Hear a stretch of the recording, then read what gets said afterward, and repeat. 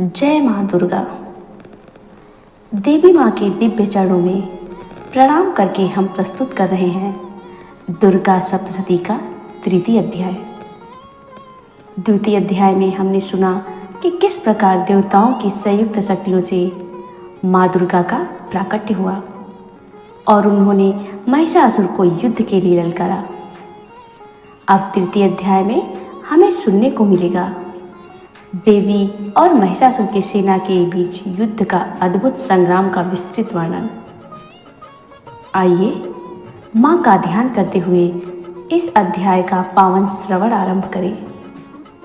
जय माता दी। दुर्गा सप्तशती तीसरा अध्याय, महिषासुर वध।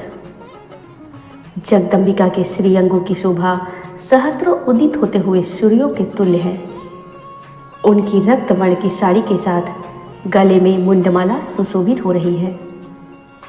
दोनों स्तर उनके रक्त चंदनार्चित हैं। उनके कर कमलों में जपमाला, विद्या, अभय तथा वर नामक ये 4 मुद्राएं शोभा पा रही हैं। उनके मुख कमल त्रिनेत्रों से युक्त होकर शोभायमान हो रहे हैं। मस्तक पर रत्न जड़ित मुकुट के साथ ही चंद्रमा भी विराजमान है। वे स्वयं कमलासन पर आसीन हैं। ऐसी देवी को मैं भक्ति युक्त चित्त से नमस्कार करता हूँ।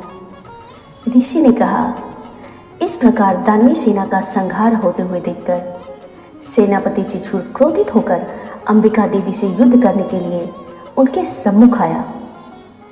सुमेरु पर्वत के शिखर पर होने वाली मेघों की वर्षा की भांति वह दानव देवी पर अपने बाणों की वर्षा करने लगा। तत्पश्चात देवी ने अपने बाणों से उसके बाण समूहों को अनायास ही नष्ट करके उसके सारथी और रथ के घोड़ों को मार डाला। इसके साथ ही उसके धनुष तथा ध्वजा को भी काटकर फेंक दिया। धनुष के कट जाने पर उसके समस्त अंगों को अपने बाणों से छेद डाला। अपने धनुष, रथ, घोड़े और सारथी के नष्ट हो जाने से वह दानव अपनी तलवार और ढाल को लेकर देवी की ओर झपटा। उसने तेज धार वाली तलवार से सिंह के मस्तक पर आघात करके देवी की बाईं भुजा में अत्यंत वेग से प्रहार किया। ऋषि ने कहा, राजन, देवी की बाह के स्पर्श से वह तलवार भग्न हो गई। अपना प्रहार निष्फल होते देखकर उस राक्षस ने क्रोध से रक्त नेत्र करके हाथों में शूल उठाया। तब उस महादानव ने देवी भद्रकाली के ऊपर अपना शूल चलाया। वह आकाश मंडल से गिरते हुए सूर्य मंडल के समान अपने तेज से दैदीप्यमान हो गया। बड़े वेग से उस शूल को अपनी ओर आते देखकर प्रत्युत्तर में देवी ने भी अपना शूल चलाया। देवी के शूल के प्रहार से दानव शूल के सैकड़ों खंड हो गए। साथ ही उस शूल के द्वारा महाबली सेनापति चिछुर का प्राणांत हो गया। महिषासुर के महावीर सेनानायक चिछुर के वधोपरांत देवताओं का पीड़क चामर नामक राक्षस हाथी पर सवार होकर लड़ने के लिए आया। उसने आते ही देवी पर शक्ति का आघात किया, परंतु जगदम्बिका ने उसे केवल हुंकार मात्र से ही घायल और निष्प्रभ करके तत्क्षण भूमि पर सुला दिया। अपनी खंडित शक्ति को देखकर चामर परम कुपित हुआ। क्रोध से भरकर उसने शूल का वार किया, किंतु देवी ने उस शूल को अपने बाणों द्वारा काट गिराया। इतने में अवसर पाकर देवी का सिंह हाथी के मस्तक पर उछल पड़ा और दानव के साथ बाहु युद्ध करने को उद्यत हुआ। वे दोनों लड़ते लड़ते हाथी से भूमि पर उतर आए और अत्यंत क्रोधित होकर परस्पर प्रचंड प्रहार करते हुए लड़ने लगे। तत्पश्चात देवी का सिंह आकाश की ओर प्रबल वेग से उछल पड़ा और गिरते समय अपने पहले पंजों के प्रहार से चामर का सिर धड़ से भिन्न कर दिया। इसी प्रकार उदग्र दैत्य पत्थरों और वृक्षों की चोट खाकर रणस्थल में देवी के हाथों मारा गया और कराल राक्षस भी दांतों, घूसों एवं थप्पड़ों की मार से भूमि पर गिर पड़ा। गदा के प्रहार से देवी ने उद्धत नामक राक्षस को चकनाचूर कर दिया। भिंदी पाल के भास्कर एवं बाणों से ताम्र तथा अंधक को यमराज के घर भेज दिया। त्रिनयना परमेश्वरी ने अपने त्रिशूल से उग्रास्य, उग्रवीर्य तथा महाहनु नामक दानव को मार गिराया। विडाल दैत्य के मस्तक को तलवार के आघात से मुंडहीन कर दिया। दुर्धर और दुर्मुख नामक दोनों राक्षसों को अपने बाड़ों से भेदकर यमालय में भेज दिया। इस प्रकार अपनी सेना का क्षय होते देखकर महिषासुर ने भैंसे का रूप बनाकर देवी के गढ़ों को त्रस्त करना प्रारंभ किया। उसने किसी किसी को थुथुन से मारकर, किसी किसी पर खुरों के प्रहार से, किसी किसी को पूंछ की चोट से और कुछ को अपने सींगों से विदीर्ण कर दिया। कुछ गढ़ों को प्रबल वेग से, किसी को सिंहनाद के द्वारा, किसी को घुमाकर और कितनों को अपनी निश्वास वायु की झोंके से भूमि पर गिरा दिया। इस प्रकार गढ़ों की सेना को तितर बितर करके वह राक्षस भगवती के सिंह को मारने के लिए वेग से झपट पड़ा। इससे महामाया को अतीव क्रोध उत्पन्न हुआ।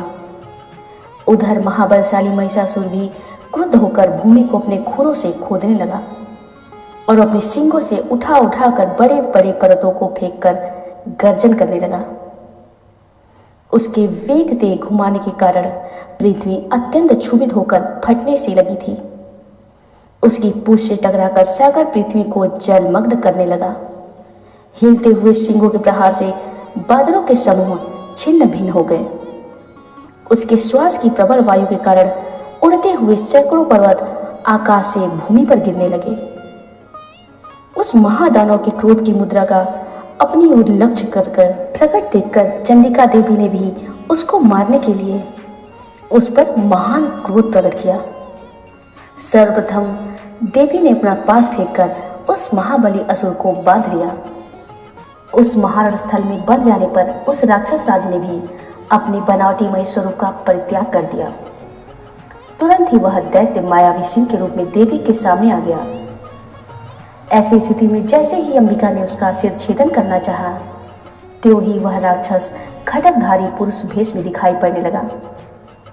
देवी ने तत्काल ही बाण दृष्टि करके ढाल और तलवार के सहित उस महिषासुर को वेध दिया।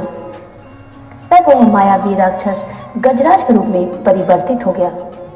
गजराज के वेश में वह राक्षस अपनी सूंड से देवी के विशाल सिंह को खींचने और गर्जने लगा। खींचने का प्रयास करते ही देवी ने अपनी तलवार से उसकी सूंड काट ली। तदनंतर उस महादानव ने पुनः अपने पहले वाले भैंसे के रूप को ग्रहण कर लिया और पहले की तरह चराचर प्राणियों सहित त्रैलोक्य को आतंकित करने लगा। तत्पश्चात जगत जननी चंडिका भवानी बारंबार उत्तम मधुपान करते हुए आंखें लाल करके हंसने लगी।